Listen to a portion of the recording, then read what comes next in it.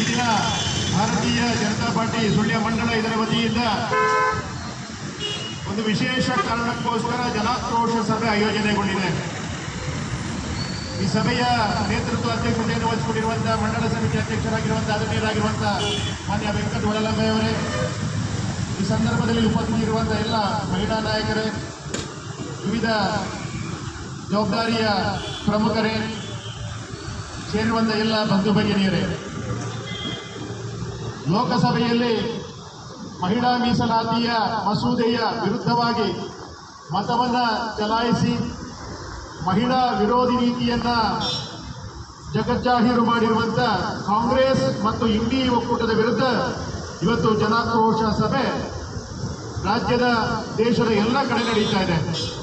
ವಿಶೇಷವಾಗಿ ದಕ್ಷಿಣ ಕನ್ನಡ ಜಿಲ್ಲೆಯಲ್ಲಿ ಇವತ್ತು ಬಹುತೇಕ ಎಲ್ಲ ತಾಲೂಕು ಕೇಂದ್ರಗಳಲ್ಲಿ ಈ ರೀತಿಯಾದಂಥ ಜನಾಕ್ರೋಶ ಸಭೆಯ ಮೂಲಕವಾಗಿ ಏನು ಅತ್ಯಂತ ಮಹತ್ವಾಕಾಂಕ್ಷೆಯ ಮಹಿಳಾ ಮೀಸಲಾತಿ ಮಸೂದೆ ಇವತ್ತು ಸೋಲಾಗಿರುವ ಬಗ್ಗೆ ಜನರಿಗೆ ವಸ್ತುಸ್ಥಿತಿಯನ್ನ ಸತ್ಯ ವಿಚಾರವನ್ನು ತಿಳಿಸುವುದಕ್ಕೋಸ್ಕರ ಈ ಕಾರ್ಯಕ್ರಮ ಸಭೆ ಆಯೋಜನೆ ಆಗಿದೆ. ಬಂಧುಗಳೇ, ನಮ್ಮ ದೇಶ ಮಾತೃ ಪ್ರಧಾನವಾದಂಥ ದೇಶ ಅಂತೇಳಿ ಬಹಳಷ್ಟು ಹಿರಿಯರ ಕಾಲದಿಂದ ಪುರಾಣ ಪ್ರಸಿದ್ಧ ಎಲ್ಲ ಗ್ರಂಥಗಳಿಂದ ನೋಡಿದಾಗ ತಿಳಿದಿರುವಂಥ ವಿಚಾರ. ಸ್ವತಂತ್ರ ಭಾರತದಲ್ಲಿ ಸ್ವಾತಂತ್ರ್ಯ ಹೋರಾಟಕ್ಕಾಗಿ ಹುಟ್ಟಿಕೊಂಡಿದ್ದಂಥ ಕಾಂಗ್ರೆಸ್ ಎನ್ನುವಂಥ ಒಕ್ಕೂಟ ಸ್ವಾತಂತ್ರ್ಯ ಬಂದ ಮೇಲೆ ರಾಜಕೀಯ ಪಾರ್ಟಿಯಾಗಿ ಅಧಿಕಾರ ಲಾಲಸೆಯಿಂದ ಅದರ ನಾಯಕರುಗಳು ಅದನ್ನು ರಾಜಕೀಯಕ್ಕೋಸ್ಕರ ಬಳಸುವ ಕಾರಣಕ್ಕೋಸ್ಕರ ಅದನ್ನು ಜೀವಂತವಾಗಿ ಇಟ್ಟುಕೊಂಡ್ರು. ನಾವು ಗಮನಿಸಬೇಕು ಬಂಧುಗಳೇ, ಸುದೀರ್ಘವಾದಂಥ ಕಾಂಗ್ರೆಸ್ನ ಆಡಳಿತದಲ್ಲಿ ಈ ದೇಶದ ಮಹಿಳೆಯರಿಗೆ ಯಾವ ರೀತಿಯಾದಂಥ ಸ್ಥಾನಮಾನವನ್ನು ಕೊಟ್ಟಿದ್ದಾರೆ ನಾವು ವಿಶ್ಲೇಷಣೆ ಮಾಡಿದರೆ ಕೇವಲ ಕಾಂಗ್ರೆಸ್ನ ಕುಟುಂಬ ಪರಿವಾರದ ಮಹಿಳೆಯರಿಗೆ ಮಾತ್ರ ಸಂಘ ಪರಿವಾರದ ಹಿನ್ನೆಲೆಯ ಅಂಗವಾಗಿ ಮಾತೃ ಪ್ರಧಾನ ಆಗಿರುವಂತಹ ಅಂಶವನ್ನು ಒತ್ತಿ ಅದಕ್ಕೆ ಹೆಚ್ಚು ಗೌರವವನ್ನು ಕೊಡ್ತಾ ಅದನ್ನ ಕಾರ್ಯವನ್ನು ವಿಸ್ತಾರ ಮಾಡ್ತಾ ಬಂತು. ಇವತ್ತು ನಾವು ದೇಶದ ಲೋಕಸಭೆ ವಿಧಾನಸಭೆಯಲ್ಲಿ ಮಹಿಳೆಯರಿಗೆ 33% ಪ್ರಾತಿನಿಧ್ಯವನ್ನು ಕೊಡಬೇಕು ಎನ್ನುವ ಹೋರಾಟ ಮಾಡುವ ಸಂದರ್ಭದಲ್ಲಿ ನಾವು ಗಮನಿಸಬೇಕು. ಈಗಾಗಲೇ ಭಾರತೀಯ ಜನತಾ ಪಾರ್ಟಿಯ ಎಲ್ಲ ಸಂಘಟನಾತ್ಮಕ ಅಂಗಗಳಲ್ಲಿ ಈಗಾಗಲೇ ಮಹಿಳೆಯರಿಗೆ 33% ಮೀಸಲಾತಿಯನ್ನು ಕೊಟ್ಟು ಅವರಿಗೆ ಎಲ್ಲ ಹಂತಗಳಲ್ಲಿ 33%ಕ್ಕಿಂತ ಹೆಚ್ಚು ಪದಾಧಿಕಾರಿ ಹುದ್ದೆಯನ್ನು ಕೊಡುವಂಥ ಕೆಲಸವನ್ನು ಭಾರತೀಯ ಜನತಾ ಪಾರ್ಟಿ ಮಾಡಿದೆ ಎಂದು ನಾವು ಗಮನಿಸಬೇಕು. ಮೊದಲ ಹೆಜ್ಜೆಯಾಗಿ ನಾವು ಭಾರತೀಯ ಜನತಾ ಪಾರ್ಟಿ ತನ್ನ ಆಂತರಿಕ ಸಂಘಟನಾ ವಿಚಾರದಲ್ಲಿ ಸೇರಿಸಿಕೊಂಡಿದೆ ಬಂಧುಗಳೇ. ಈಗಾಗಲೇ 1971 ಆ ಒಂದು ನಿಯಮದ ಪ್ರಕಾರವಾಗಿ ಒಂದು ಲೋಕಸಭಾ ಸದಸ್ಯರಿಗೆ 10 ಲಕ್ಷ ಮತದಾರರು ಎನ್ನುವಂತ ಆ ವ್ಯವಸ್ಥೆಯೊಳಗೆ ಇವತ್ತಿಗೂ ಕೂಡ ಅದೇ ವ್ಯವಸ್ಥೆಯಲ್ಲಿ ನಾವು ನಡ್ಕೊಂಡು ಬರ್ತಾ ಇದ್ದೇವೆ ಬಂಧುಗಳೇ. ಮಾನ್ಯ ನರೇಂದ್ರ ಮೋದಿಯವರು ಯೋಚನೆ ಮಾಡಿದರು, ಈ ದೇಶದ ಮಹಿಳೆಯ ಕೈಗಳನ್ನು ಬಲಪಡಿಸಬೇಕು, ಈ ದೇಶದ ಆಡಳಿತ ವ್ಯವಸ್ಥೆಯಲ್ಲಿ ಮಹಿಳೆಯರ ಪಾಲುದಾರಿಕೆ ಜಾಸ್ತಿ ಬೇಕು, ಮಹಿಳೆಯರ ಆಡಳಿತ ಕೊಡುವ ಮುಖಾಂತರವಾಗಿ ದೇಶದಲ್ಲಿ ಭ್ರಷ್ಟಾಚಾರ ಇದೆಲ್ಲವನ್ನು ನಿರ್ಮೂಲನೆ ಮಾಡಬೇಕು ಎನ್ನುವಂಥ ಸದುದ್ದೇಶವನ್ನು ಇಟ್ಟುಕೊಂಡು ಬಂದಿರುವಂಥ ಮಹಿಳಾ ಪರವಾದಂಥ ಮೀಸಲಾತಿಯನ್ನ ಇವತ್ತು ಕಾಂಗ್ರೆಸ್ ವಿರೋಧ ಮಾಡಿದೆ. ಮೊನ್ನೆ ಏಪ್ರಿಲ್ 18ಕ್ಕೆ ಇಡೀ ದೇಶದ ನಾವೆಲ್ಲ ಒಂದು ರೀತಿ ದಿಗ್ಭ್ರಮೆ ಆಗುವಂತ ಒಂದು ಘಟನೆ ಲೋಕಸಭೆಯಲ್ಲಿ ನಡೆದು ಹೋಯಿತು ಬಂಧುಗಳೇ. ಎಲ್ಲ ನಿರೀಕ್ಷೆ ಇತ್ತು, ಕೊನೆಗೆ ಹೇಗಾದರೂ ಕಾಂಗ್ರೆಸ್ ಕೂಡ ಮಹಿಳೆಯರ ಪರವಾಗಿ ಬೆಂಬಲವನ್ನು ಸೂಚಿಸುವಂತ ಬೆಂಬಲಿಸಬಹುದು ಅಥವಾ ಮಸೂದೆ ಮಂಡನೆ ಆಗುವಂಥ ಸಂದರ್ಭದಲ್ಲಿ ಅದು ಹೊರಗೆ ಹೋಗಿ ಮಸೂದೆ ಪಾಸಾಗಿ ಪರೋಕ್ಷವಾಗಿ ಅದಕ್ಕೆ ಸಹಕಾರವನ್ನು ಕೊಡಬಹುದು ಎನ್ನುವ ನಿರೀಕ್ಷೆ ಇತ್ತು ಬಂಧುಗಳೇ. ಆದರೆ ಕೇವಲ ರಾಜಕೀಯ ದೃಷ್ಟಿಕೋನವನ್ನು ಇಟ್ಟುಕೊಂಡು ತನ್ನ ಪರಿವಾರದ ಮಹಿಳೆಯರು ಮಾತ್ರ ಈ ದೇಶದ ಅಧಿಕಾರವನ್ನು ಪಡಿಬೇಕು, ಲೋಕಸಭಾ ಸದಸ್ಯರಾಗಬೇಕು, ರಾಜ್ಯಸಭಾ ಸದಸ್ಯರಾಗಬೇಕು ಎನ್ನುವ ದೃಷ್ಟಿಯಿಂದ ಮಹಿಳಾ ಮೀಸಲಾತಿ ಮಸೂದೆಯನ್ನ ಸೋಲಿಸುವಂತ ಬಹುದೊಡ್ಡ ದುಷ್ಟತನವನ್ನು ಮೆರೆಯುವಂತ ಕೆಲಸವನ್ನು ಕಾಂಗ್ರೆಸ್ ಮಾಡಿತ್ತು ಬಂಧುಗಳೇ. ಈ ಒಂದು ಮಸೂದೆ ಪಾಸ್ ಆಗಬೇಕಿದ್ರೆ 3/2 ಬಹುಮತ ಬೇಕಿತ್ತು. ನಮಗೆ ಸಿಕ್ಕಿದ್ದು 298, 54 ಮತಗಳ ಅಂತರದಿಂದ ಮಹಿಳಾ ಮೀಸಲಾತಿ ಮಸೂದೆ ಬಿದ್ದು ಹೋಯಿತು ಬಂಧುಗಳೇ. 2029 ಲೋಕಸಭಾ ಚುನಾವಣೆಯಲ್ಲಿ ಮಹಿಳಾ ಮೀಸಲಾತಿ ಇಂಪ್ಲಿಮೆಂಟ್ ಆಗಿ ಮತ್ತು ಲೋಕಸಭೆಯ ಸ್ಥಾನಗಳು ಸುಮಾರು 850ರಷ್ಟು ಹೆಚ್ಚಾಗಿ 280 ಮಹಿಳಾ ಮಣಿಗಳ ನಾಯಕರು ಲೋಕಸಭೆಯಲ್ಲಿ ಇರಬೇಕು ಎನ್ನುವಂತ ನರೇಂದ್ರ ಮೋದಿಯವರ ಕನಸನ್ನ, ಸರ್ಕಾರದ ಕನಸನ್ನು ಇವತ್ತು ಕಾಂಗ್ರೆಸ್ ಭಗ್ನಗೊಳಿಸುವಂತಹ ದುಷ್ಟ ಕಾರ್ಯವನ್ನು ಮಾಡಿದೆ. ಹೊಸ ಸಂಸತ್ ಭವನವನ್ನು ಕಟ್ಟಿದ್ದಾರೆ ನರೇಂದ್ರ ಮೋದಿಯವರ ನೇತೃತ್ವದ ಸರ್ಕಾರ. ಸುಮಾರು 875ರಷ್ಟು ಸೀಟುಗಳನ್ನು ಈಗಾಗಲೇ ಮಾಡಿಟ್ಟಿದ್ದಾರೆ. ಮುಂತಾದವುಗಳನ್ನು ಮಾಡಿ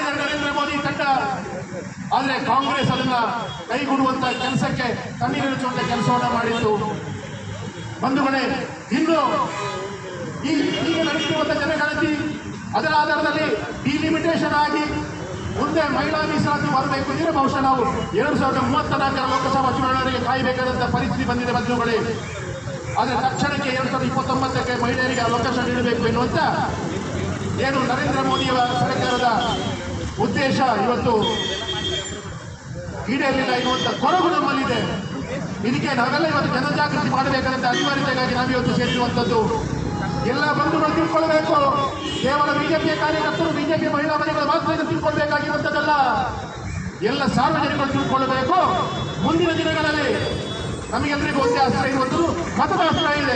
ಮುಂದಿನ ದಿನಗಳಲ್ಲಿ ಚುನಾವಣೆಯ ಸಂದರ್ಭದಲ್ಲಿ ಕಾಂಗ್ರೆಸ್ ಮತ್ತು ಇಂಡಿ ಒಕ್ಕೂಟಕ್ಕೆ ಈ ದೇಶದ 51% ಇರುವಂತಹ ಮಹಿಳೆಯರು ಸರಿಯಾದ ಪಾತ್ರವನ್ನು ಕಲಿಸ್ತಾರೆ ಎನ್ನುವಂತ ವಿಚಾರವನ್ನು ಈ ಸಂದರ್ಭದಲ್ಲಿ ಉಲ್ಲೇಖ ಮಾಡ್ತಾ ಮುಂದಿನ ದಿನಗಳಲ್ಲಿ ನಾವೆಲ್ಲ ಒಟ್ಟಾಗಿ ಒಂದಾಗಿ ಮಹಿಳಾ ಮೀಸಲಾತಿ ಜಾರಿ ಬರುವ ನಿಟ್ಟಿನಲ್ಲಿ ನಮ್ಮ ನಿತ್ಯ ನಿರಂತರ ಪ್ರಯತ್ನವನ್ನು ಮುಂದುವರಿಸುವ ಜೊತೆಗೆ ವಿಶೇಷವಾಗಿ ನಾವೆಲ್ಲ ಇವತ್ತು ಯೋಚನೆ ಮಾಡಬೇಕಾಗಿರುವಂಥದ್ದು ಬಿಜೆಪಿ, ಸಂಘ ಪರಿವಾರ ಮತ್ತು ನರೇಂದ್ರ ಮೋದಿ ನೇತೃತ್ವದ ಸರ್ಕಾರ ಇವತ್ತು ಕಾನೂನಿನಿಂದ ಹೇಗಾದರೂ ಮಹಿಳಾ ಮೀಸಲಾತಿಯನ್ನ ಜಾರಿಗೆ ತರಲೇಬೇಕು ಎನ್ನುವಂತ ಕೆಲಸ ಕಾರ್ಯಕ್ಕೆ ಹೊರಟಿದೆ ಅಂತ ಬಹಳ ಖೇದಕರವಾಗಿರ್ತಕ್ಕಂತಹ ಒಂದು ಸಂದರ್ಭದಲ್ಲಿ ಸಮಯದಲ್ಲಿ ನಾವೆಲ್ಲರೂ ಕೂಡ ಸೇರಿಕೊಂಡಿದ್ದೇವೆ. ಮಹಿಳೆಯರ ಸಬಲೀಕರಣ, ಮಹಿಳೆಯರ ಅಭಿವೃದ್ಧಿಯನ್ನು ಧ್ಯೇಯವಾಗಿಟ್ಟುಕೊಂಡು ಅದನ್ನೇ ಘೋಷಣೆಯಾಗಿಟ್ಟುಕೊಂಡು ಅಧಿಕಾರಕ್ಕೆ ಬಂದಿರತಕ್ಕಂತಹ ಇದುವರೆಗೆ ಅಧಿಕಾರವನ್ನು ಮಾಡಿರ್ತಕ್ಕಂತಹ ಕಾಂಗ್ರೆಸ್ ಸರ್ಕಾರ ಅನೇಕ ವರ್ಷಗಳಿಂದ ಆಡಳಿತವನ್ನು ಮಾಡಿಕೊಂಡು ಬರ್ತಾ ಇದ್ದದನ್ನು ನಾವೆಲ್ಲರೂ ಕೂಡ ನೋಡಿದ್ದೇವೆ. ಆದರೆ ಮಹಿಳೆಯರನ್ನು ಅಭಿವೃದ್ಧಿ ಅಂತ ಹೇಳಿಕೊಂಡು ಮಹಿಳೆಯರ ಓಟುಗಳನ್ನು ಬಳಸಿಕೊಂಡು ಮಹಿಳೆಯರ ಹೆಸರನ್ನು ಬಳಸಿಕೊಂಡು ಅಧಿಕಾರಕ್ಕೆ ಬಂದಿರತಕ್ಕಂತಹ ಕಾಂಗ್ರೆಸ್ ಮತ್ತು ಅದರ ಮಿತ್ರ ಪಕ್ಷಗಳು ಮುಂದಿನ ದಿನ ನಾರಿ ಶಕ್ತಿ ವಂದನ ಅನ್ನತಕ್ಕಂಥ ಬಿಲ್ಲನ್ನು ಪಾಸ್ ಮಾಡುವಂತಹ ಸಂದರ್ಭದಲ್ಲಿ ಅವರ ದುರ್ಬಲವನ್ನು ತೋರಿಸಿರ್ತಕ್ಕಂಥದ್ದು ನಾವೆಲ್ಲರೂ ಕೂಡ ನೋಡಿದ್ದೇವೆ. ಹಾಗಿದ್ರೆ ಮಹಿಳೆಯರಿರುವಂಥದ್ದು ಯಾಕಾಗಿ ಅಂತ ನಾವು ಪ್ರಶ್ನೆಯನ್ನು ಮಾಡಬಹುದು. ಕೇವಲ ಅಡಿಗೆ ಮನೆಗೆ ಮತ್ತು ಅವರ ಕೆಲಸ ಕಾರ್ಯಗಳನ್ನು ಪೂರೈಸಿಕೊಳ್ಳುವುದಕ್ಕೆ ಮತ್ತು ಓಟುಗಳನ್ನು ಪಡೆಯುವುದಕ್ಕೋಸ್ಕರ ಮಹಿಳೆಯರ ಶಕ್ತಿಯನ್ನು ಉಪಯೋಗಿಸಿಕೊಂಡಿರ್ತಕ್ಕಂಥದ್ದ ಅನ್ನತಕ್ಕಂಥ ಪ್ರಶ್ನೆ ಈಗ ಉದ್ಭವಿಸಲಿಕ್ಕೆ ಪ್ರಾರಂಭ ಆಗಿದೆ. 33% ಮೀಸಲಾತಿಯನ್ನು ನೀಡಬೇಕು. ಆ ಮೂಲಕ ಪಂಚಾಯತಿನಿಂದ ಪಾರ್ಲಿಮೆಂಟಿನವರೆಗೂ ಕೂಡ ಮಹಿಳೆಯರಿಗೆ ರಾಜಕೀಯದಲ್ಲಿ ಅಧಿಕಾರವನ್ನು ಮಾಡಲಿಕ್ಕೆ ಅವಕಾಶವನ್ನು ನೀಡಬೇಕು. ಅದಕ್ಕೆ ಎಲ್ಲರ ಬೆಂಬಲ ಸಿಗ್ಬೋದು ಅನ್ನತಕ್ಕಂಥದ್ದು ನಮ್ಮ ನೆಚ್ಚಿನ ಪ್ರಧಾನಿಯವರ ಆಶಯವಾಗಿತ್ತು. ಆದರೆ ಆಗಿರ್ತಕ್ಕಂಥದ್ದೇ ಬೇರೆ. ಇದಕ್ಕೆ ಪೂರಕವಾಗಿ ಮತವನ್ನು ಹಾಕದೇ ಇರುವಂತಹ ಕಾಂಗ್ರೆಸ್ ಮತ್ತು ಮಿತ್ರ ಪಕ್ಷಗಳು ತಮ್ಮ ಬುದ್ಧಿಯನ್ನು ತೋರಿಸಿರ್ತಕ್ಕಂಥದ್ದು ನಾವು ಕಾಣ್ತಾ ಇದ್ದೇವೆ. ನಿಜವಾಗಿಯೂ ಕೂಡ ಸಮಾನವಾಗಿ ಇರ್ತಕ್ಕಂತಹ ಸ್ತ್ರೀಯರಿಗೆ 50% ಮೀಸಲಾತಿಯನ್ನು ಈ ಸಮಯದಲ್ಲಿ ಕೊಡಬೇಕಾಗಿರ್ತಕ್ಕಂಥದ್ದು ಅತಿ ಅಗತ್ಯವಾಗಿತ್ತು. ಆದರೆ 33%ನೇ ಕೊಡಲಿಕ್ಕೂ ಕೂಡ ಅವರ ವಿರೋಧ ಇದೆ ಅಂತ ಹೇಳಿ ಆದರೆ ಅವರ ಮನಸ್ಥಿತಿ ಹೇಗಿದೆ ಅನ್ನತಕ್ಕಂಥದ್ದು ನಾವೆಲ್ಲರೂ ಕೂಡ ತಿಳ್ಕೊಳ್ಬೇಕಾಗಿದೆ. ಯಾವುದೇ ರಂಗದಲ್ಲೂ ಕೂಡ ಇವತ್ತು ಮಹಿಳೆ ತನ್ನ ಸಾಧನೆಯನ್ನು ಸಾಧಿಸಿ ತೋರಿಸಿರ್ತಕ್ಕಂಥದ್ದು, ಅದರಲ್ಲಿ ಯಶಸ್ಸನ್ನು ಆಗಿರ್ತಕ್ಕಂಥದ್ದನ್ನು ಕೂಡ ಅವರಿಗೆ ಗೊತ್ತಿದೆ. ಆದರೆ ಅವರಿಗೆ ಹೆದರಿಕೆ ಏನು ಅಂತ ಹೇಳಿದರೆ ಮೀಸಲಾತಿಯನ್ನು ನೀಡಿತು ಅಂತ ಹೇಳಿ ಆದರೆ ಬಿಜೆಪಿಯ ಮಹಿಳೆಯರು ಅಧಿಕಾರಕ್ಕೆ ಬಂದರು ಅಂತ ಹೇಳಿ ಆದರೆ ತಮ್ಮ ಪಕ್ಷದಲ್ಲಿ ನಿರ್ನಾಮವಾಗಿ ಹೋಗುವುದು ಅನ್ನತಕ್ಕಂಥ ಹೆದರಿಕೆಯಿಂದಾಗಿ ಅವರು ಇದಕ್ಕೆ ವಿರೋಧವನ್ನು ವ್ಯಕ್ತಪಡಿಸಿರ್ತಕ್ಕಂಥದ್ದನ್ನು ನಾವು ಕಾಣಬಹುದಾಗಿದೆ. ಆದರೆ ಒಂದು ಮಾತನ್ನು ತಿಳ್ಕೊಳ್ಳಿ, ಸ್ತ್ರೀಯನ್ನು ದೇವತೆಯನ್ನಾಗಿ ಈ ದೇಶ ಜನತೆ ಪೂಜಿಸ್ತಾ ಇದೆ. ಅನಾದಿ ಕಾಲದಿಂದ ಕೂಡ ಸ್ತ್ರೀಯನ್ನು ದೇವರ ರೂಪದಲ್ಲಿ ಆರಾಧಿಸ್ತಾ ಇರುವುದನ್ನು ನಾವು ಕಾಣ್ತಾ ಇದ್ದೇವೆ. ಇವತ್ತು ದೇವರಿಗೆ ಸಮಾನವಾಗಿರ್ತಕ್ಕಂಥ ಸ್ತ್ರೀಯರಿಗೆ ಅವಮಾನವಾಗಿದೆ, ಅವರಿಗೆ ಅನ್ಯಾಯವಾಗಿದೆ. ಇದರಿಂದ ನಿಮಗೆ ಶ್ರೇಯಸ್ಸು ಸಿಗಲಿಕ್ಕೆ ಯಾವತ್ತೂ ಕೂಡ ಸಾಧ್ಯ ಇಲ್ಲ. ಮಹಿಳೆಯರ ಶಾಪ ನಿಮಗೆ ತಟ್ಟದೆ ಅನ್ನತಕ್ಕಂಥದ್ದನ್ನು ಈ ಸಂದರ್ಭದಲ್ಲಿ ಹೇಳಿಕೆ ನಾನು ಇಷ್ಟಪಡ್ತೇನೆ. ಆದರೆ ನೀವನ್ನು ಕೊಟ್ಟಂತೆ ಆಗಲಿಕ್ಕೆ ಸಾಧ್ಯವೇ ಇಲ್ಲ. ಸಮಾನವಾಗಿರ್ತಕ್ಕಂಥ ಮಹಿಳೆಯರಿಗೆ ಸಮಾನ ಸ್ಥಾನ ಸಿಗ್ತದೆ ಅನ್ನತಕ್ಕಂಥ ನಂಬಿಕೆ ನಮಗಿದೆ. ನರೇಂದ್ರ ಮೋದಿ ಅದಕ್ಕೆ ಅವಕಾಶವನ್ನು ಮಾಡಿಯೇ ಕೊಡ್ತಾರೆ ಮತ್ತು ಕಾಂಗ್ರೆಸ್ ಸರ್ಕಾರ ಈ ನಿಟ್ಟಿನಲ್ಲಿ ತೆಗೆದುಕೊಂಡಿರತಕ್ಕಂಥ ನಿರ್ಧಾರಕ್ಕೆ ಪಶ್ಚಾತ್ತಾಪನ ಪಡ್ತಾರೆ ಅನ್ನತಕ್ಕಂಥದ್ದು ನಮ್ಮ ನಂಬಿಕೆ. ಆ ನಿಟ್ಟಿನಲ್ಲಿ ಜಿಲ್ಲೆಯಲ್ಲೂ ಕೂಡ ಈ ರೀತಿಯ ಪ್ರತಿಭಟನೆಯನ್ನು ಮಾಡಿದ್ದಾರೆ. ಮಂಡಲಗಳಲ್ಲೂ ಕೂಡ ಪ್ರತಿಭಟನೆಯನ್ನು ಹಮ್ಮಿಕೊಳ್ತಾ ಇದ್ದೇವೆ. ಕೇವಲ ಸಾಂಕೇತಿಕ ಪ್ರತಿಭಟನೆಯಲ್ಲಿ ಇವತ್ತು ನಾವು ಭಾಗಿಗಳಾಗಿದ್ದೇವೆ. ಮಹಿಳಾ ಶಕ್ತಿ, ಮಹಿಳೆಯರಿಗೆ ಅನ್ಯಾಯವಾದ ಏನಾಗ್ತದೆ ಅನ್ನತಕ್ಕಂಥದ್ದನ್ನು ಮುಂದಿನ ದಿನಗಳಲ್ಲಿ ನೀವು ಖಂಡಿತವಾಗಿ ನೋಡ್ತೀರಿ ಅನ್ನತಕ್ಕಂಥದ್ದು ಈ ಸಂದರ್ಭದಲ್ಲಿ ಹೇಳ್ತಾ, ನ್ಯಾಯಕ್ಕಾಗಿ ನಾವು ಹೋರಾಟವನ್ನು ಮಾಡಿಯೇ ಮಾಡ್ತೇವೆ. ನಮಗೆ ಸಿಗಬೇಕಾಗಿರ್ತಕ್ಕಂತಹ ಅವಕಾಶವನ್ನು ನಾವು ಪಡ್ಕೊಳ್ತೇವೆ. ಆ ನಿಟ್ಟಿನಲ್ಲಿ ಪಕ್ಷಾತೀತವಾಗಿ ನಾವೆಲ್ಲರೂ ಕೂಡ ಕೈಜೋಡಿಸಿಕೊಂಡು ಇದರ ವಿರುದ್ಧ ಹೋರಾಟವನ್ನು ಮಾಡ್ತೇವೆ ಅನ್ನತಕ್ಕಂಥ ಮಾತನ್ನು ಹೇಳ್ತಾ ಕೊಟ್ಟಿರ್ತಕ್ಕಂಥ ಅವಕಾಶ ಮತ್ತು ನಮ್ಮ ಮಹಿಳಾ ಮೋರ್ಚಾ ಅಧ್ಯಕ್ಷರಾಗಿ ಕೇಂದ್ರದಲ್ಲಿ ಹಲವಾರು ಯೋಜನೆಗಳನ್ನು ಮಹಿಳೆಯರಿಗೆ ಹಾಕಿಕೊಂಡಿದ್ದರು. ಅದನ್ನೆಲ್ಲ ಉತ್ತಮವಾಗಿ ಆ ಯೋಜನೆಯನ್ನು ಮಾಡಿಕೊಂಡು ಹೆಚ್ಚಿನ ಯೋಜನೆಗಳನ್ನು ಮಹಿಳೆಯರಿಗೆ ಇಟ್ಟುಕೊಂಡು ನಮ್ಮ ಸರ್ಕಾರ, ನರೇಂದ್ರ ಮೋದಿ ಸರ್ಕಾರ ಹೆಚ್ಚು ಒಂದು ಪ್ರಾಧಾನ್ಯತೆಯನ್ನು ನಮ್ಮ ಮಹಿಳೆಯರಿಗೆ ಕೊಟ್ಟಿದ್ದಾರೆ. ಅದೇ ನಿಟ್ಟಿನಲ್ಲಿ ಸುಮಾರು 40 ವರ್ಷದಿಂದ ಬೇಡಿಕೆ ಇರುವಂಥ ಈ ಒಂದು ಮೀಸಲಾತಿ, ಕೇವಲ ಮೀಸಲಾತಿ ನಾವು ಮಹಿಳೆಯರು ಮಾತ್ರ ಹೋಗಿದ್ದಲ್ಲ. ನಮ್ಮ ಸರ್ಕಾರ ಅವತ್ತಿನಿಂದಲೇ ಇವತ್ತಿನವರೆಗೆ ಮಹಿಳೆಯರಿಗೆ ಒಳ್ಳೆಯ ಸ್ಥಾನಮಾನವನ್ನು ಕೊಡಬೇಕು. ಕೇಂದ್ರದಲ್ಲಿ ಮತ್ತು ರಾಜ್ಯದಲ್ಲಿ ವಿಧಾನಸಭೆ ಆಗಿರ್ಬೋದು, ಲೋಕಸಭೆಯಲ್ಲಿ ಆಗಿರ್ಬೋದು ಆಡಳಿತೆಯನ್ನು ಮಾಡಬೇಕು ಎಂಬ ಉದ್ದೇಶವನ್ನು ಇಟ್ಟುಕೊಂಡು ಮೊನ್ನೆ ವಿಶೇಷ ಅಧಿವೇಶನವನ್ನು ಕರೆದು ಅಲ್ಲಿ ಬಿಲ್ಲನ್ನು ಪಾಸ್ ಮಾಡಲಿಕ್ಕೆ ನೋಡಿದರು. ಹೀಗಾಗಿ ನಾವು ನೋಡಿದಾಗ ಸ್ಥಳೀಯ ಆಡಳಿತೆಯಲ್ಲಿ ಜಿಲ್ಲಾ ಪಂಚಾಯತ್ ಆಗಿರ್ಬೋದು, ತಾಲೂಕು ಪಂಚಾಯತ್ ಆಗಿರ್ಬೋದು, ಗ್ರಾಮ ಪಂಚಾಯತ್ ಆಗಿರ್ಬೋದು, ಸ್ಥಳೀಯ ಆಡಳಿತೆಯಲ್ಲಿ ಹೆಚ್ಚಿನ ಒಂದು ಅವಕಾಶವನ್ನು ಕೊಟ್ಟು 50% ಕೊಟ್ಟು ಎಲ್ಲ ಗ್ರಾಮ ಪಂಚಾಯತಿಗಳಲ್ಲಿ ಉತ್ತಮವಾಗಿ ಆಡಳಿತ ಮಾಡಿರುವಂಥ ಮಹಿಳೆಯರು ಎಷ್ಟೋ ಜನರಿದ್ದಾರೆ. ಅದನ್ನು ಮನಗಂಡು ದೇಶದಲ್ಲಿ, ರಾಜ್ಯದಲ್ಲಿ ಉತ್ತಮ ಆಡಳಿತವನ್ನು ಜೊತೆಯಲ್ಲಿ ಇಟ್ಟುಕೊಂಡು ಪುರುಷರು ಮತ್ತು ಮಹಿಳೆಯರ ಜೊತೆಯೇ ಇಟ್ಟುಕೊಂಡು ನಮ್ಮ ದೇಶದ ಒಂದು ಅಭಿವೃದ್ಧಿಯನ್ನು ಕಾಣಬೇಕು ಉದ್ದೇಶಗಳನ್ನು ಇಟ್ಟುಕೊಂಡು ಇದನ್ನು ಈ ಯೋಜನೆಯನ್ನು ತಂದರು. ಆದರೆ ಆ ದುಷ್ಟ ಒಂದು ಕಾಂಗ್ರೆಸ್ಸಿನ ಅವರ ಒಂದು ಕೀಳುಮಟ್ಟ ಅಂತ ಹೇಳ್ಬೋದು. ಯಾಕೆಂದರೆ ಅದರಲ್ಲಿ ಮಹಿಳೆಯರಿದ್ದಾರೆ. ಆ ಮಹಿಳೆಯರು ನಮಗೆ ಒಂದು ಅವಕಾಶ ಕೊಟ್ಟಿದ್ದು ಖಂಡಿತವಾಗಿಯೂ ನಮ್ಮದು ಇವತ್ತು ಪಾಸ್ ಆಗ್ತಿತ್ತು. ಅವರಿಗೆ ಅವಕಾಶ ಸಿಕ್ಕಿತ್ತು. ಆದರೆ ಅವರದ್ದು ಕುಟುಂಬ ರಾಜಕಾರಣ, ಆ ಕುಟುಂಬ ರಾಜಕಾರಣದಲ್ಲಿ ಅವರು ಮಾತ್ರ ಇರಬೇಕೆಂಬ ಉದ್ದೇಶದಿಂದ ಇಟ್ಟುಕೊಂಡು ಮುಂದೆ ನಮಗೆ ಅವಕಾಶಗಳಿಲ್ಲ, ನಮ್ಮ ರಾಜಕೀಯ ನಿರ್ನಾಮ ಆಗ್ತದೆ ಎಂಬ ಉದ್ದೇಶಕ್ಕೋಸ್ಕರ ಅವರು ಈ ಪಾಸ್ ಮಾಡಲಿಲ್ಲ. ಇದು ಖಂಡಿತವಾಗಿಯೂ ಮಹಿಳೆಯರಿಗೆ ಕೊಟ್ಟಂಥ ಅನ್ಯಾಯ. ಎಷ್ಟೋ ಮಹಿಳೆಯರು ನಮ್ಮ ಸ್ವಂತ ಇದರಲ್ಲಿ ಎಷ್ಟೆಷ್ಟೋ ಅಭಿವೃದ್ಧಿಯನ್ನು ಮಾಡಿದ್ರು. ಯಾವುದೇ ಒಂದು ಯೋಜನೆ ಹಾಕಿದ್ರು ಅದನ್ನು ಯಶಸ್ವಿಯಾಗಿ ಮಾಡಿದ್ದು ನಾವೆಲ್ಲ ಕಾಣ್ತಾ ಇದ್ದೇವೆ. ನಿಜವಾಗಿ ನಮ್ಮ ಭೂಮಾತೆಯನ್ನು ಏನು ತಾಯಿ ಭೂಮಾತೆ ಅಂತ ಕರೀತಾರೋ, ನದಿಗಳನ್ನು ಪೂಜಿಸುವಂಥದ್ದು ಭೂಮಾತೆಯಾಗಿ ನಾವು ನದಿಗಳನ್ನು ಪೂಜಿಸುತ್ತೇವೆ. ಈ ನಿಟ್ಟಿನಲ್ಲಿ ಪ್ರತಿಯೊಂದು ಯುದ್ಧದಲ್ಲಿ ಆಗಿರ್ಬೋದು, ಅದರ ಜೊತೆಯಲ್ಲಿ ನಮ್ಮ ಹಿಂದಿನ ಪರಂಪರೆಯಾಗಿ ಬಂದಿರುವಂತಹ ಝಾನ್ಸಿ ರಾಣಿ ಲಕ್ಷ್ಮೀಬಾಯಿ ಆಗಿರ್ಬೋದು, ಇಲ್ಲಿ ಹೊರಗೆ ಓಬವ್ವಾಗಿರ್ಬೋದು, ಇಲ್ಲಿಯ ಉಳ್ಳಾಲದ ಅಬ್ಬಕ್ಕ ರಾಣಿ ಆಗಿರ್ಬೋದು, ಅವರೆಲ್ಲ ಆಡಳಿತೆಯನ್ನು ಮಾಡಿ ಎಷ್ಟೆಲ್ಲ ನಮಗೆ ಇವತ್ತಿಗೂ ನಮ್ಮ ಚರಿತ್ರೆಯಲ್ಲಿ ಅಚ್ಚಳಿದೆ ಉಳಿದಿದೆ. ಆ ಚರಿತ್ರೆ ಉಳಿಬೇಕೆಂದರೆ ಇವತ್ತು ನಮ್ಮ ರಾಷ್ಟ್ರದ ಒಂದು ಹಣಕಾಸಿನ ಮಂತ್ರಿಯಾಗಿದ್ದುಕೊಂಡು ನಮ್ಮ ನಿರ್ಮಲಾ ಸೀತಾರಾಮನ್ ಮಾಡಿದಂತಹ ಎಷ್ಟು ಒಂದು ಇದನ್ನು ಮಾಡಿದ್ದಾರೆ ನೋಡಿದರೆ, ನಾವು ಬಜೆಟ್ ಇದನ್ನು ಮಾಡಿದಾಗ ನಾವು ನಿಜವಾಗಿ ಮಹಿಳೆಯರು ಎಷ್ಟು ಮೇಲಿದ್ದೇವೆ, ಎಷ್ಟು ನಾವು ಉತ್ತಮವಾಗಿ ಆಡಳಿತ ಮಾಡ್ತಾ ಇದ್ದಾರೆ, ಅದೇ ಒಂದು ನಿದರ್ಶನ. ಈ ನಿಟ್ಟಿನಲ್ಲಿ ಖಂಡಿತವಾಗಿಯೂ ಮಹಿಳೆಯರು ಇದನ್ನು ಶ್ರಮಿಸಲಿಕ್ಕೆ ಖಂಡಿತ ಸಾಧ್ಯ ಇಲ್ಲ. ನಮ್ಮ ಸುಮಾರು ದೇಶದಲ್ಲಿ 50% ಜಾಸ್ತಿ ಮಹಿಳೆಯರು ಇಟ್ಟುಕೊಂಡು ಮಹಿಳೆಯರಿಗೆ ಒಂದು ಉತ್ತಮ ನ್ಯಾಯವನ್ನು ಕೊಡಬೇಕು ಅಂತ ಮೋದಿಯವರು ಭಾಳ ಯೋಚನೆ ಮಾಡಿಕೊಂಡು ಈ ಸಲ ಆದರೂ ಅವರು 2029, 2028ರಲ್ಲಿ ಲೋಕಸಭಾ ವಿಧಾನಸಭೆಯಲ್ಲಿ ಮಹಿಳೆಯರು ಖಂಡಿತವಾಗಿ ಆಡಳಿತ ಮಾಡಬೇಕು ಉದ್ದೇಶಿಸಿಕೊಂಡು ಪಾಪ ಅವರು ವಿಶೇಷ ಅಧಿವೇಶನ ಕರ್ಕೊಂಡು ಮಾಡಿದ್ದಾರೆ. ಆದರೆ ಇವರಿಗೆ ನಮ್ಮ ರಾಜ್ಯದಲ್ಲಿ ನಮ್ಮ ರಾಜಕೀಯದ ಬೆಳೆಯಲಿಕ್ಕೆ ಸಾಧ್ಯ ಇಲ್ಲ. ಅದು ಖಂಡಿತ ನಿರ್ನಾಮ ಆಗ್ತದೆ. ಮಹಿಳೆಯರು ಎಲ್ಲರೂ ಒಂದಾಗಿ ಖಂಡಿತವಾಗಿ ಉತ್ತಮ ಆಡಳಿತ ಮಾಡಿದಾಗ ಅವರು ನಿರ್ನಾಮ ಆಗ್ತಾರೆ ಎಂಬ ಆ ಒಂದು ಉದ್ದೇಶ ಇಟ್ಟುಕೊಂಡು ಇವತ್ತು ನಮ್ಮ ಈ ಒಂದು ಇಲ್ಲ ಪಾಸ್ ಮಾಡಲಿಲ್ಲ. ನಾನು ಹೇಳುವಂಥದ್ದು, ಮಹಿಳೆಯರು ಇದ್ದರೆ ಖಂಡಿತವಾಗಿ ಏನಾಗುವಂಥ ಅವರ ಯೋಜನೆ ಮಾಡಬೇಕು. ಕೇವಲ ನಮ್ಮ ರಾಜಕೀಯ ಮಾತ್ರ ಅಲ್ಲ, ಪ್ರತಿಯೊಬ್ಬ ಮಹಿಳೆಯನ್ನು ಅರಿತುಕೊಳ್ಬೇಕು. ಮಹಿಳೆಯರು ಎಷ್ಟು ಸಾಧ್ಯ ಅಂತ ಅಷ್ಟು ತುಚ್ಛವಾಗಿ ನಮ್ಮನ್ನು ಕಾಣ್ತಾ ಇದ್ದಾರೆ. ಅದನ್ನು ನಮ್ಮ ನಿಜವಾಗಿ ಭಾರತೀಯ ಜನತಾ ಪಾರ್ಟಿ ಮತ್ತು ನಮ್ಮ ಪರಿವಾರ ಸಂಘಟನೆ ಮಹಿಳೆಯರಿಗೆ ಎಷ್ಟೋ ಒಂದು ಸ್ಥಾನವನ್ನು ಕೊಡ್ತಾ ಉಂಟು. ಅದನ್ನು ಅರಿತುಕೊಂಡು ಎಲ್ಲ ಮಹಿಳೆಯರು ಒಗ್ಗಟ್ಟಾಗಿಕೊಂಡು ನಾವು ರಾಜಕೀಯವನ್ನು ಹೊರತುಪಡಿಸಿ ಎಲ್ಲರೂ ಒಂದಾಗಿ ನಾವು ಮಹಿಳೆಯರು ಒಂದಾಗಿ ಇದ್ದಾಗ ಖಂಡಿತವಾಗಿ 51% ಮಹಿಳೆಯರು ಏನಿದ್ದೇವೋ ಅವರಿಗೆ ಪಾಠ ಕಲಿಸುವಂಥ ಒಂದು ವ್ಯವಸ್ಥೆಯಲ್ಲಿ ನಾವು ಇವತ್ತಿಂದ ನಾವು ಶಪಥ ಹಾಕಬೇಕಾಗಿದೆ. ಕೇವಲ ನಾವು ರಾಜಕೀಯಕ್ಕೋಸ್ಕರ ಮಾತ್ರ ಅಲ್ಲ, ಪ್ರತಿಯೊಂದು ಯೋಜನೆ ಒಂದು ಮಹಿಳೆ ಒಂದು ಮನೆಯನ್ನು ಹೇಗೆ ಆಡಳಿತ ಮಾಡ್ತದೋ, ಒಂದು ಮಹಿಳೆ ಒಂದು ಮಗುವನ್ನು ಹೇಗೆ ಬೆಳೆಸ್ತದೋ, ಹೇಗೆ ಒಂದು ಆ ರೀತಿಯಲ್ಲಿ ಅವಳಿಗೆಲ್ಲವೂ ಗೊತ್ತಿದೆ, ಮಹಿಳೆಗೆಲ್ಲ ಗೊತ್ತಿದೆ ನಾವು ಯಾವ ರೀತಿ ಇರಬೇಕು ಅಂತ. ಆ ರೀತಿಯಲ್ಲಿ ಖಂಡಿತವಾಗಿಯೂ ಎಲ್ಲ ಮಹಿಳೆಯರಿಗೆ ಎಚ್ಚೆತ್ತುಕೊಂಡು ಮುಂದಿನ ದಿನಗಳಲ್ಲಿ ಅವರಿಗೆ ಪಾಠ ಕಲಿಸಬೇಕು.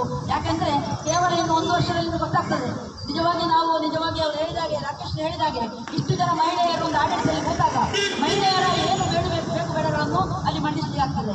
ಅದರ ಜೊತೆಯಲ್ಲಿ ಮಹಿಳೆಯರ ಎಲ್ಲ ಕಷ್ಟ ಸುಖಗಳನ್ನು ಅರಿತುಕೊಂಡು ಹೋಗುವಂತಹ ಮಹಿಳೆಯರಿಗೆ ಪ್ರತಿಯೊಂದು ವಿಚಾರ ಗೊತ್ತಿರ್ತದೆ. ಆ ನಿಟ್ಟಿನಲ್ಲಿ ಪ್ರತಿಯೊಬ್ಬ ಮಹಿಳೆ ಇದರಲ್ಲಿ ನಾವು ಪಕ್ಷಾತೀತವಾಗಿ ಪ್ರತಿಯೊಬ್ಬರು ಎಲ್ಲರೂ ಸೇರಿ ಒಟ್ಟಾಗಿ ನಾವು ಮುಂದಿನ ದಿನಗಳಲ್ಲಿ ಅವರಿಗೆ ಪಾಠ ಕಲಿಸುವಂಥ ವ್ಯವಸ್ಥೆ ಮಾಡಬೇಕು. ಈ ನಿಟ್ಟಿನಲ್ಲಿ ನಾವೆಲ್ಲ ಒಟ್ಟಾಗಿ ಕೇವಲ ಸಾಂಕೇತಿಕವಾಗಿ ನಾವು ಕ್ಷೇತ್ರದಲ್ಲಿ ಮಾಡಿದ್ದೇವೆ. ಮುಂದಿನ ದಿನಗಳಲ್ಲಿ ಗ್ರಾಮಗಳಲ್ಲಿ ಇದನ್ನು ಮಾಡುವಂಥ ಒಂದು ವ್ಯವಸ್ಥೆಯಲ್ಲಿ ನಾವೆಲ್ಲರೂ ಒಟ್ಟಾಗಿ ದುಡಿಯುವಂಥ ಈ ಸಂದರ್ಭದಲ್ಲಿ ಹೇಳ್ತಾ ಅವಕಾಶಕ್ಕಾಗಿ ವಂದಿಸಿ. ಸ್ಥಿತಿ ನಮಗೆ ಬೀದಿಗಿಳಿಯುವಂಥ ಸಂದರ್ಭವನ್ನು ಕಾಂಗ್ರೆಸ್ ನಮಗೆ ಕಲ್ಪಿಸಿಕೊಟ್ಟಿದೆ. ಏನು ಮಹಿಳೆಯರ ಪರವಾಗಿ ನಿಂತು ಕೆಲಸ ಮಾಡಬೇಕಾಗಿದ್ದ ಕಾಂಗ್ರೆಸ್ ಇವತ್ತು ಮಹಿಳೆಯರ ವಿರುದ್ಧ ಕೆಲಸ ಮಾಡ್ತಿದೆ ಎನ್ನುವುದನ್ನು ತೋರಿಸಿಕೊಟ್ಟಿದೆ ನಮಗೆ.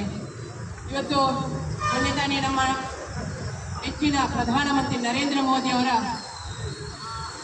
ನಾರಿ ಶಕ್ತಿ 2026ರ ಕಾಯ್ದೆಯನ್ನು ಜಾರಿಗೊಳಿಸಬೇಕು ಎನ್ನುವ ಒಂದು ಉದ್ದೇಶದಿಂದ ತುಂಬ ಕುತೂಹಲದಿಂದ ಆಸಕ್ತಿಯಿಂದ ಮಹಿಳೆಯರ ಪರವಾಗಿ ನಿಂತು ಕೆಲಸ ಮಾಡಬೇಕೆನ್ನುವ ದೃಷ್ಟಿಯಿಂದ ಆ ಒಂದು ಮಸೂದೆಯನ್ನು ಮಂಡನೆ ಮಾಡಲಿಕ್ಕೆ ವಿಶೇಷವಾದ ಒಂದು ಅಧಿವೇಶನವನ್ನು ಕೂಡ ಕರೆದು ಆ ಸಭೆಯಲ್ಲಿ ನಿರ್ಣಯ ಮಾಡಲಿಕ್ಕೆ ಕೈಗೊಂಡಾಗ ಏನು ನರಿಬುದ್ಧಿ ತೋರಿಸುವಂಥ ಕಾಂಗ್ರೆಸ್ಸಿನ ಬುದ್ಧಿಯನ್ನು ತೋರಿಸಿಕೊಟ್ಟಿದ್ದಾರೆ.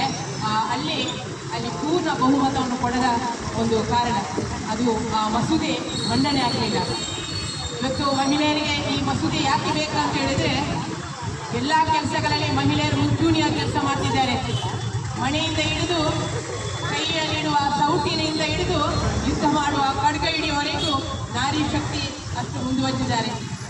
ಇವತ್ತು ಅಶೋಕ ಹೇಳಿದಾಗೆ ಹಿಂದೆ ಜನ ನಮ್ಮ ದೇಶದವರಲ್ಲದೆ ಇವತ್ತು ನಮಗೆ ಬ್ರಿಟಿಷರಿರ್ಬೋದು, ಮೊಘಲರಿರ್ಬೋದು, ಇವರೆಲ್ಲ ದಬ್ಬಾಳಿಕೆ ಮಾಡ್ತಿರುವಾಗಲೇ ನಾರಿ ಶಕ್ತಿ ಝಾನ್ಸಿ ರಾಣಿ ಲಕ್ಷ್ಮೀಬಾಯಿ ಇರ್ಬೋದು, ಒಣಕ್ಕೆ ಓಬವ್ವ ಇರ್ಬೋದು, ವೀರ ಅಬ್ಬಕ್ಕ ಇರ್ಬೋದು, ಎಲ್ಲ ಮಾತೆಯರು ಹೋರಾಟ ಮಾಡಿ ಈ ದೇಶವನ್ನು ರಕ್ಷಣೆ ಮಾಡಿದಂಥ ದೇಶ. ಇದಕ್ಕೆ ಶಕ್ತಿ ಇದೆ, ನಾರಿ ಶಕ್ತಿಯ ಶಕ್ತಿ ಇದೆ.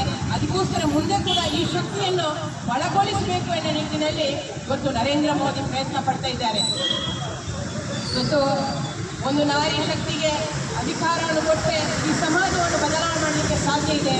ಒಂದು ಮಗುವನ್ನು ಮೊದಲ ಪಾಠಶಾಲೆಯಾಗಿ ತಾಯಿಯಲ್ಲಿ ಪಾಠ ಮಾಡುವಂಥವನು, ಆ ನಂತರ ಆ ಮಗು ಮತ್ತೆ ದೊಡ್ಡ ಜನ. ಇವತ್ತು IAS ಆಫೀಸರ್ ಆಗಿರ್ಬೋದು, ಪ್ರಧಾನಮಂತ್ರಿ ಆಗಿರ್ಬೋದು, ಇವತ್ತು ಮುಖ್ಯಮಂತ್ರಿ ಆಗ್ಬೋದು, ಯಾವುದಾದ್ರೂ ತಾಯಿಯ ಹೊಟ್ಟೆಯಲ್ಲಿ ಹುಟ್ಟಿದ ಆ ಗರ್ಭಾವಸ್ಥೆಯಲ್ಲಿ ತಾಯಿ ಅವಳನ್ನು ರಕ್ಷಣೆ ಮಾಡಿ ಆ ಮಗುವನ್ನು ರಕ್ಷಣೆ ಮಾಡಿದ ಕಾರಣ ಇವತ್ತು ಅಷ್ಟು ದೊಡ್ಡ ಜನ. ಅದಕ್ಕೂ ಶ್ರೀ ಕಾರಣ ಆಗಿರ್ತದೆ, ನಾರಿ ಶಕ್ತಿ ಕಾರಣ ಆಗಿರ್ತದೆ. ಅಂತ ಒಂದು ಶಕ್ತಿಯಲ್ಲಿ ಇರುವಂಥ ತಾಯಿ ಇವತ್ತು ಆ ಮಗುವನ್ನು ಹೇಗೆ ಬೆಳವಣಿಗೆ ಮಾಡಿಕೊಂಡು ಒಂದು ಒಳ್ಳೆಯ ಸಂಸ್ಕಾರ ಸಂಸ್ಕೃತಿಯನ್ನು ಕೊಟ್ಟು ಬೆಳೆಸಿದಾಳ, ಅದೇ ರೀತಿ ದೇಶವನ್ನು ಕೂಡ ಒಂದು ಸಂಸ್ಕಾರ ಸಂಸ್ಕೃತಿಯ ಕಡೆಗೆ ಕೊಂಡೊಯ್ಯುವಂಥ ಶಕ್ತಿ ಮಹಿಳೆಯರಿಗಿದೆ. ಅದಕ್ಕೋಸ್ಕರ 33% 33% ಮಹಿಳೆಯರಿಗೆ ಕೊಟ್ಟು ಎಲ್ಲ ರಾಜ್ಯದಲ್ಲಿ ಎಲ್ಲ ಕಡೆಯಲ್ಲಿ MLAಗಳು ಮಹಿಳೆಯರಾಗಬೇಕು, MP ಗಳು ಕೂಡ ಮಹಿಳೆಯರಾಗಬೇಕು ಎನ್ನುವ ನಿಟ್ಟಿನಲ್ಲಿ 33% ಜಾರಿಗೊಳಿಸಬೇಕು ಎನ್ನುವ ಅಧಿನಿಯಮವನ್ನು ಜಾರಿಗೊಳಿಸಿದರು.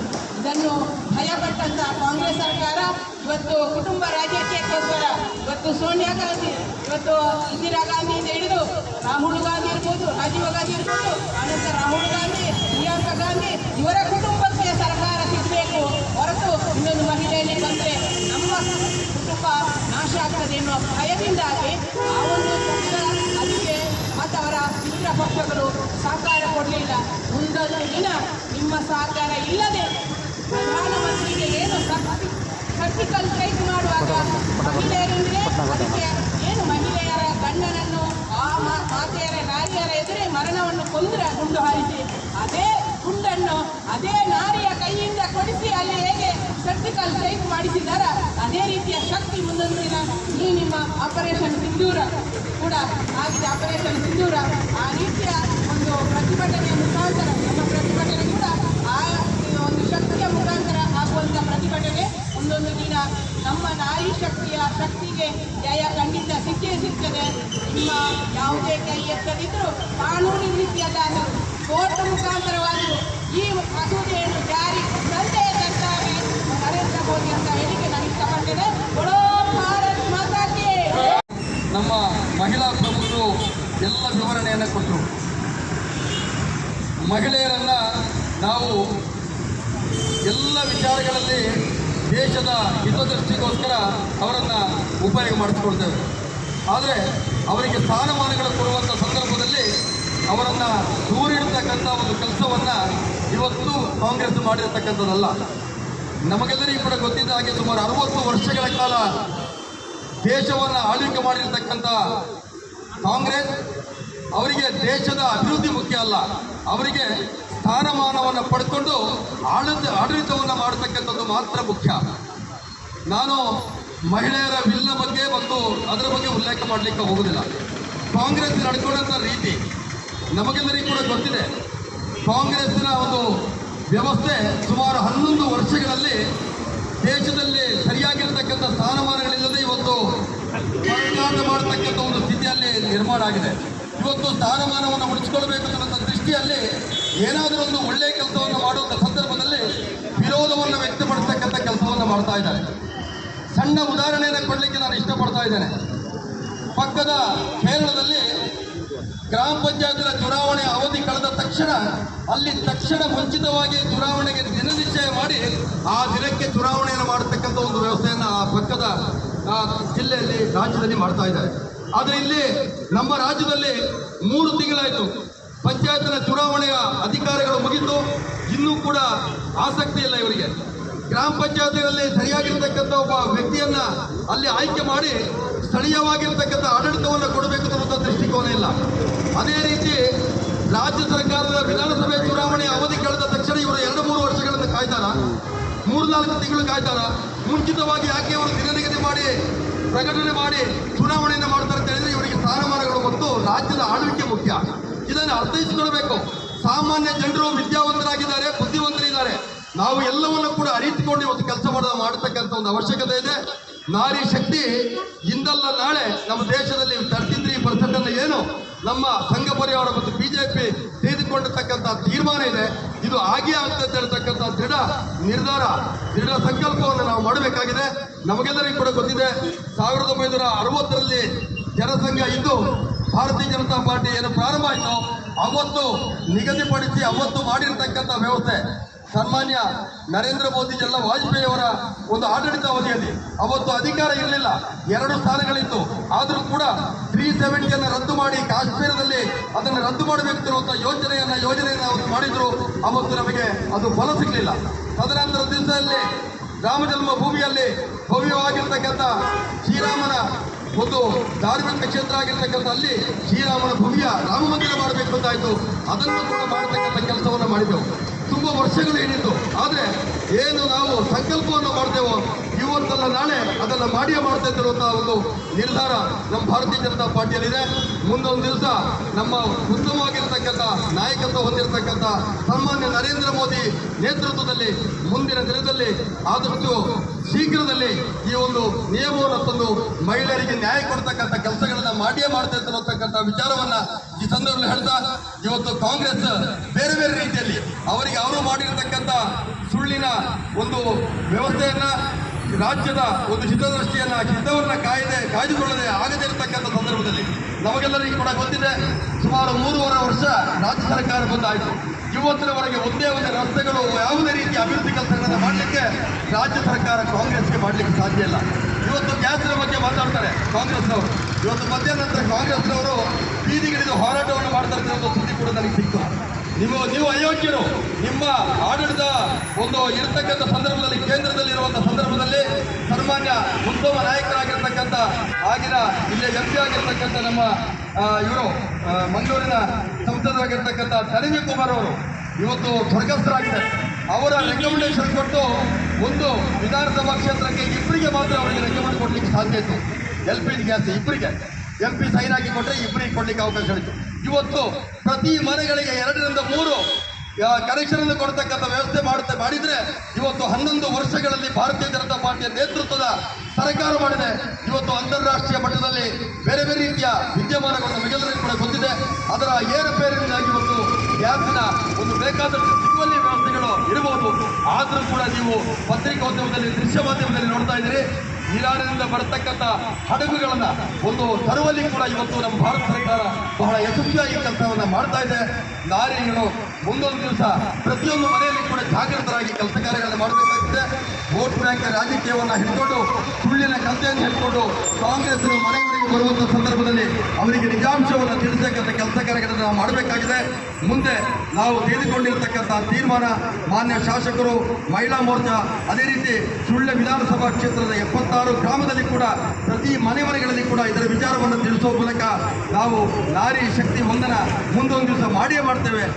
ಯಾರು ಕೂಡ ಧೃತಿಗೆಡಬರುತ್ತಿರ್ತಕ್ಕಂಥ ವಿಚಾರವನ್ನು ಈ ಸಂದರ್ಭದಲ್ಲಿ ಹೇಳ್ತಾ, ಗ್ಯಾಸಿನ ಒಂದು ಏನು ಸಮಸ್ಯೆ ಇದೆ, ಇದು ನಿಮ್ಮದೊಂದು ರೀತಿಯ ಜನರನ್ನ ಮಂಕುಮಾಯ ಮಾಡತಕ್ಕಂಥ ರೀತಿಯ ಒಂದು ವ್ಯವಸ್ಥೆ. ಸುಮ್ಮಗೆ ಇಲ್ಲ ಸಲ್ಲದ ವಿಚಾರಗಳನ್ನು ಇಟ್ಕೊಂಡು ನೀವು ಗ್ಯಾಸ್ ಸಿಲಿಂಡರ್ ಇಟ್ಟು ಪ್ರತಿಭಟನೆ ಮಾಡುವಂಥ ಅವಶ್ಯಕತೆ ಇಲ್ಲ. ನೀವೇನಾದರೂ ರಾಜ್ಯದಲ್ಲಿ ಮಾಡಿರ್ತಕ್ಕಂಥ ಒಳ್ಳೆ ಕೆಲಸವನ್ನು ಜನರಿಗೆ ಮುಟ್ಟಿಸ್ತಕ್ಕಂಥ ಕೆಲಸವನ್ನು ಮಾಡಿ. ನಿಮಗೆ ಅದನ್ನು ಬಿಟ್ಟು ಇಲ್ಲ ಸಲ್ಲದ ಸುಳ್ಳು ಕಂತೆಗಳನ್ನು ಹಿಡಿಸ್ತಕ್ಕಂಥ ಕೆಲಸವನ್ನು ಮಾಡಿದರೆ ಪ್ರಜ್ಞಾವಂತ ಮತದಾರರು ಮತ್ತು ನಮ್ಮ ನಾಗರಿಕರು ಬಹಳ ಬುದ್ಧಿವಂತರಿದ್ದಾರೆ. ನಿಮ್ಮ ಮಾತನ್ನ ಕಿವಿ ಕೊಡುವಂಥ ಸ್ಥಿತಿಯಲ್ಲಿ ಇಲ್ಲ ಅಂತ ಹೇಳ್ತಕ್ಕಂಥ ವಿಚಾರವನ್ನು ಈ ಸಂದರ್ಭದಲ್ಲಿ ನಮ್ಮ ಜೊತೆ ಹೇಳ್ತಾ, ಇವತ್ತು ವಿಶೇಷವಾಗಿ ಇವತ್ತು ಬೀದಿಗಿಳಿದು ಹೋರಾಟ ಮಾಡತಕ್ಕಂಥ ಒಂದು ಸ್ಥಿತಿಯನ್ನು ಕಾಂಗ್ರೆಸ್ ಮಾಡಿಕೊಟ್ಟಿದೆ. ಮುಂದೆ ಒಂದು ದಿವಸ ಕಾಂಗ್ರೆಸ್ ಇದರ ಎಲ್ಲ ಅನುಭವವನ್ನು ಕೂಡ ಪಡ್ಕೊಳ್ಳಿಕ್ಕೆ ನೀವು ಇದ್ದೀರಿ. ಆಡಳಿತವನ್ನು ಹಿಡ್ಕೊಂಡ್ರು ಇದೇ ಜಾಗದಲ್ಲಿ ಭಾಷಣ ಹೇಳಿದೆ. ಮುಂದೊಂದು ದಿವಸ ಅದೇ ಇಡೀ ಸುಳಿ ನಿಮಗೆ ತಿರುಗುಮಾಡ ಆಗ್ತದೆ ಅಂತ ಹೇಳಿದೆ. ಇವತ್ತು ಅವರ ಪರಿಸ್ಥಿತಿ ಯಾವ ರೀತಿಯಲ್ಲಿ ಇರುವುದನ್ನು ಅರ್ಥ ಮಾಡಿಕೊಳ್ಳಿ. ಇವತ್ತಿನ ಒಂದು ಮುಖಪುಟ ಪೇಪರ್ನಲ್ಲಿ ನೋಡಿದೆ, 100 ಕೋಟಿಯ ಒಡೆ ಆಗಿದ್ದಾರೆ ಇವತ್ತು ಕೇಜ್ರಿವಾಲ್ ಅಂತ. ಎಲ್ಲಿಂದ ಬಂದ, ಯಾವ ರೀತಿ ಮಾಡಿದ್ರು ಅಂತ ಅರ್ಥ ಮಾಡಿಕೊಳ್ಬೇಕು. ಇವತ್ತು ಸ್ವಾಹ ಬಿಟ್ಟು ಜನಸಾಮಾನ್ಯರ ಕಳೆಯನ್ನು ಬಿಟ್ಟು ಇವತ್ತು ಬೇರೆ ಬೇರೆ ರೀತಿಯ ಪಕ್ಷಗಳು ಹುಟ್ಟಿಕೊಳ್ತದೆ. ಆದರೆ ನಿಜವಾಗಿರ್ತಕ್ಕಂಥ ದೇಶಭಕ್ತಿ, ನಿಜವಾಗಿರ್ತಕ್ಕಂಥ ದೇಶದ ಅಭಿವೃದ್ಧಿ ಭಾರತೀಯ ಜನತಾ ಪಾರ್ಟಿಯಿಂದ ಮಾತ್ರ ಸಾಧ್ಯತೆ.